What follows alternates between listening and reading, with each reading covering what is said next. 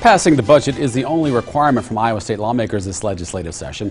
State Representative Gary Moore highlighted the significant changes expected in the next spending plan that still has its challenges with lower revenue. There's also the matter of the two plans involving absentee voting. Our discussion happened before the House compromise. I brought up those issues in this part of my conversation with Gary Moore. You addressed the status quo budget where there's only really increases to public education and Medicaid and a couple of other areas. Are there any areas that could still take a hit in this status quo budget, and where are the sticking points in these last couple of days of negotiations? No, again, we're proposing a status quo budget, and here's what I mean by that. Any budget line item that a department or agency received last year, for next fiscal year beginning July 1, that department, that line item will be exactly the same as it was last year. That goes back to the issue I mentioned. The public, at least the ones that have talked to me, have said to me, we don't want to see government grow. Don't raise my taxes at this time. I may have lost my job. I may have had my hours cut. So just maintain things as they currently are, except for those areas I talked about that we did increase. And so we're listening to the people, and we try to put together a budget that is something that we think they're telling us to do. Yeah, you mentioned the education spending increase that was agreed to before the layoff, if you will, for lack of a better term, and the new money that's coming into that. Are you able to pull that off given the current revenue constraints, because you are working with less money? Do you expect a larger deficit at the end of this? No, we do not expect a deficit. Again, we do not anticipate, we would not present a budget that would present a deficit, contrary to what some other states do. Iowa, as you know, the REC 2 weeks ago lowered our estimate of what amount of money was going to come in to the state of Iowa,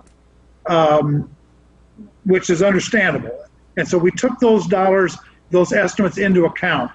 And while we may not have the cushion at the end of the year that we might hope to have, we still think we can increase the funding in those three areas that I mentioned, which is roughly $160 million of additional expenditure, cover those expenses, and still end the fiscal year come June 30, 2021 in the black. Now again, the reason I'm comfortable with that and want to provide the comfort to the people of Iowa is because we have that cushion in savings accounts, which works the same way as at home. If for some reason the estimates from the REC are off, or if we run into another situation where we have incredible costs for unexpected expenses, we're positioned with the addition that we expect to have cash on hand at the end of the fiscal year and our savings accounts to be able to cover any of those unexpected expenses at this time. This week, the state Senate approved legislation that would prevent what we saw happen in the Iowa primary. The Secretary of State wouldn't be allowed to send applications for absentee ballots directly to voters independently. Do you support that legislation? Well, I know in the House, I'm not on that particular committee, but I know in the House, the State Government Committee is working on a compromise, a bipartisan compromise, let me say, in the House dealing with that issue. I've not seen what that amendment might look like, so before I commit on that, comment on your question, I'd like to see what bipartisan compromise we come up with here in the House. Well, I mean, specifically to this issue, Iowa just saw a record turnout for a primary, and most of that from absentee ballots. And democracy is supposed to encourage participation. The Republicans, especially on the Senate side now, are being criticized for trying to prevent that. Well, how do you respond?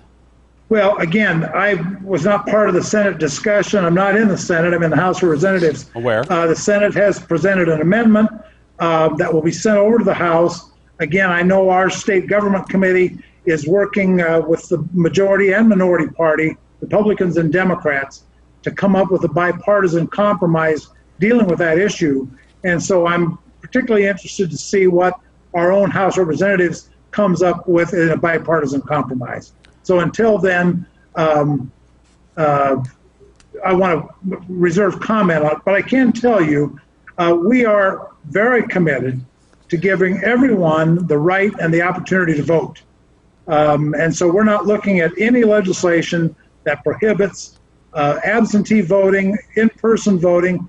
In fact, I know one of the pieces they're discussing is how do we continue to provide polling places on election day so that they're not too restrictive in giving people the option of going to different locations. So again, I'd prefer to wait until I see the House bipartisan compromise before I make further comments on that, Jim. More of my conversation with Representative Moore. Now our question of the week. What do you think about the Iowa State Senate proposal that could limit absentee voting? Send your answer by email to fortherecord@whbf.com or respond to this post on Facebook, the Local 4 News WHBF TV page, or on my page.